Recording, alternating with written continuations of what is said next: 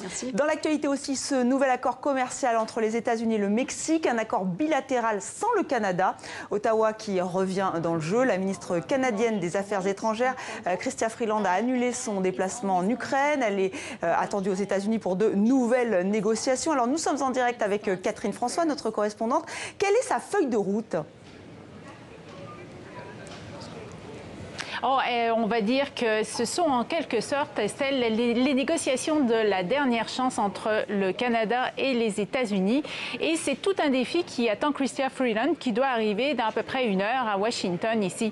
Il reste 2 gros dossiers à négocier entre le Canada et les États-Unis pour renouveler l'accord de l'ALENA. Le premier gros dossier, c'est les Américains qui veulent avoir un plus grand accès pour leurs produits agricoles et surtout leurs produits laitiers au marché canadien, parce les produits américains en ce moment sont très taxés parce que le Canada protège son marché avec un système qu'on appelle la gestion de l'offre. Et ça, c'est une véritable obsession pour Donald Trump, qui veut absolument que le Canada abandonne ce système et le Canada le refuse. L'autre problématique, ça va être justement la question de comment on va régler nos différends dans ce nouvel accord de l'ALENA.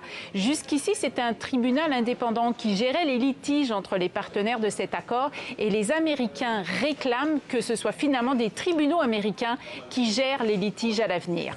Donc, il va falloir trouver des compromis sur ces 2 dossiers-là. Mais est-ce qu'un accord peut être conclu ou pas ? C'est toute la question. Le secrétaire américain du Trésor a dit aujourd'hui qu'il espérait en arriver à une entente avec le Canada d'ici la fin de la semaine.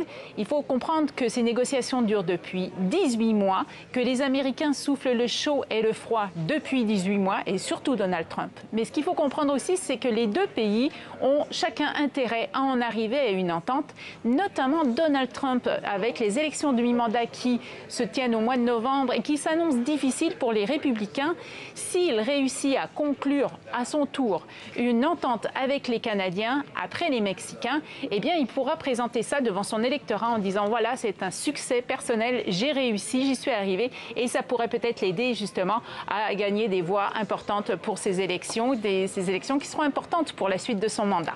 Merci Catherine François pour cet éclairage.